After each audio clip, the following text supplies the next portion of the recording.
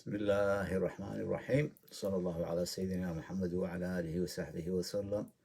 السلام عليكم ورحمة الله وبركاته.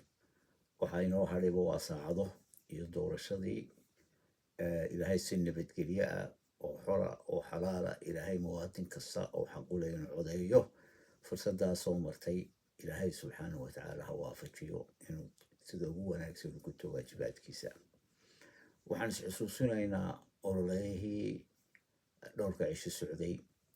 waxba la isula hadhin ayaanu yidhi talow maxaad ku xusuusataa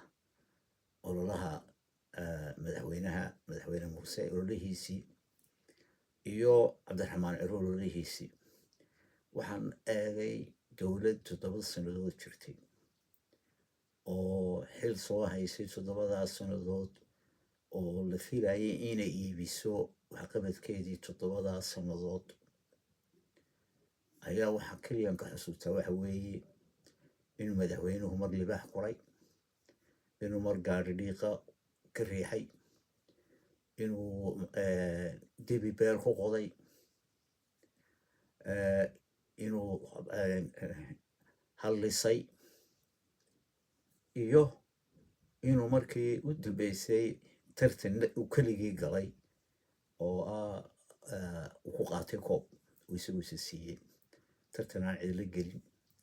intaasaan ka xusuustaa. waxa weeye wixii kale waxay ahayd waxaasi wax maanta waqti lagu lumiyo runtii ma ahayn. madaxweynuhu waxay ahayd inuu culays saaro uu dadka wuxuu sheego wixii uu qabtay. haddii carqalada jiraan carqalada soo maray, hadduu meelo qaldami jiraan uu dadka raaligelin ka siiyo. laakiin madaxweyne muuse inta naqaani waxa ku adag ereyada bini aadamku dhimi ku heshiiyaan ee ah inuu yidhaahdo min fadlak markuu wax ku weydiisanayo oo si asluub lahu wanaagsan oo ixtiraam lahu wax u weydiisto dadka. mar labaadka waxa ku adag inuu yidhaahdo waad mahadsantay. oo idinkii ogaa casuumaddii ugu horreysay uu ku sameeyey gurigiisa dadkii qurba joog ahaa kelmadii ahayd dad waxaa odhan doontaan farteyda eeday, halkii mahadnaq laga filaayey. kelmaddaa mahadnaq waa ku adagtaa. waxa taa kaga sii adag hadduu qaldamo, waa bashar, intaa waa la qaldamayaa, qaladka ilaahay baa inoo abuuray, inuu ku idhaahdo raalli ahow, raaligelin inuu waxbaba ka bixiyo. waynu ognahay dunida hore u martay 3daa erey ayay ku kala socdaan. siyaasigu hadduu qaldamo waxa ku filan soore. maalintii dariiqaas yurub haddaad marayso qof kaa hor yimaado si qalada isu dhaafi kara weydaan, soore buu ku odhanayaa. baska kii ka degayaaba darawalka wuxuu ku odhanayaa thank you, mahadsan tahay, waa mahadsan tahay. 3daa erey ee bini aadamku quluubtiisa isku saamixi karo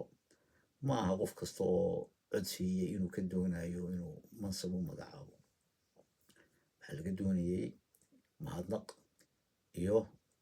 inuu ogaado dadka waxay u doortay inay tahay inuu shaqeeyo, inuu shaqaalihii ummadda yahay. intaasaynu u dooranay. marka waan ka xumahay in barnaamijkiisii uu waqti ku lumiyo arrimaha noocaas. maanta se fursad baad haysataa muwaadin, fursad waxaad haysataa 7daas sano waad soo joogtay. 7daas sanayd soo joogtay horumar maxaa laga gaadhay dalku halkii u taagnaa maalintii madaxweynaha lagu wareejiyey xilka ee axmed siiraayi khudbaddii uu akhriyey ku saabsaneed sida adag ugula hadlay ee dardaarankiisu ahaa ummaddaasi umaan kala eexan, gobol umaan kala eexan, maxaan ku idhaha degmooyin umaan kala eexan, dalka xuduudkiisa halkaasaan gaadhsiiyey, nabadgelyaan kaga tegey, dadka kamaan xooleysan. yacni dardaarankiisiisa ahaa halkaa lagaga tegey inaad qiimayso iyo wadciga maanta. ummad qaybsan, dalkii oo bar jumhuuriyaddii baa calankeedii laga dejiyey, qaybsanaantii oo meel fog inala gaadhay, musuqmaasuqii oo aan hal qof loo xidhin madaxweyne muuse, oo uu curyaamiyey hay-adihii la dagaalanka musuqmaasuq oo dhan. 2 sannadood oo kororsiime ah oo bilaa sababa oo madaxweynuhu ku korsaday muddadiisii wax alla wax sabab oo kalifana ayna jirin. arrimahaasaad ku qiimaynaysa. waxa kale barbar socda oo qiimaynaysaa isbeddel haddii aad aragto wax qaldan horta ku dhiiro inaad wax beddesho marka waxaad isweydiinaysaa maxaad ku beddelaysaa waxaad ku beddelaysaa tartanka waddani cabdiraxmaan ciro cabdiraxmaan wuxuu inoo sheegay inaan sharciyada ugu horeeyo ee uu baaskarayn doono ka ugu horeeya yahay kuwa ugu horeeya in labadaas sannadood ee xaaraanteeda la kordhistado inaan la kordhisan doonin madaxtooyadana loo kordhin doonin doorashooyinka golayaashana loo kordhin doonin mid waliba markay muddadiisu dhammaato sida adduunka ee caalamka dimuqraadiga uu ku socdo one day inaan loo kordhin maalin inaan lagu darin waa ballanqaad weyn oo muhiim ah wuxuu ballan qaaday markii uu marayay salaxle iyo beligubadle labadaas degmay ugu dhow hargeysa ee marwada jeex saaran hawdkeedaasi dariiqii uu siiraanya kaga tegay halkii 7 sannadood intii yarada kilomitir ee u harsaneed ayaa loo dhamayn kari waayay ballanqaad weyn ballanqaadada kale waxaa ka mid a waa maxay isu keenta dadka yuhuunta in laga shaqeeyo in madaxweynaha ciro haddii uu ku guuleysto madaxweynenimada inuu bilaabi doono inay ummaddu isku qalbi furnaato in la isku soo jiido in qabyaaladda lagu bedelo golayaal degmaysan maxay cuqaasha reer hargeysa ay danta kala leeyihin waa maxay haddii markay dan guud laga hadlaayo waa inay isku dan noqdaan marka in councilis loo abuuro waa kula talinaynaa waanan qabaa in la samayn doono degmo weliba council odayaasha dhaqameedka ah oo isu keena waa inay kala xaafado loo kala abtirin burco oo burco ah berbera oo berbera ah hargeysa oo hargeysa ah boorame oo boorame ah ceyrgaabo oo ceyrgaabo ah ceelaf weyn oo ceelaf weyn ah caynabo oo caynabo ah saylac oo saylac ah laasacaanood oo laasacaanooda buuhoodla oo buuhoodla ah insha allahu tacaala buuhoodla iyo laasacaanood mashaakilkeedana si nabadgelyo oo wanaagsan oo wada hadal ah ayaynu ku geli doonaa waana ballanqaadka cabdiraxmaan waxa kale iyana meesha ku jira dimuqraadiyadda dib u eegsin lagu sameeyo nidaamkan ururada iyo nimaanka xisbiyada guddi baa loo saaray soo eegta maxaa inaga qaldan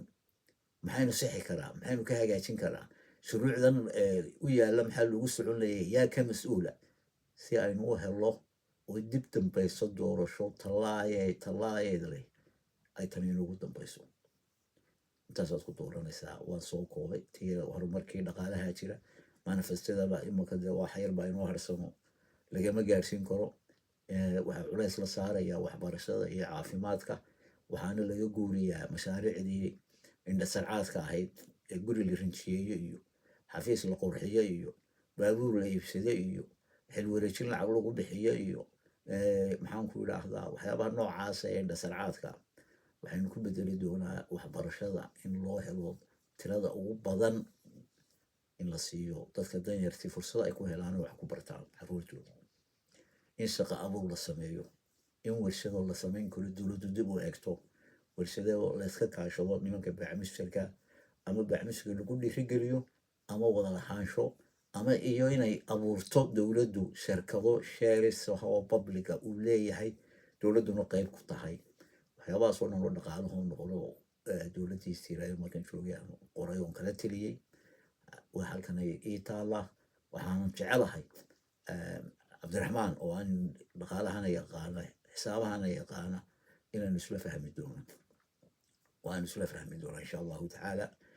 barnaamijyadiisa waxaa ka muuqata shaqo abuur sidii shaqada loo abuuri lahaaba tallaabooyinkii la qaadi lahaa waa haynaa waxaa kamid a sicir bararka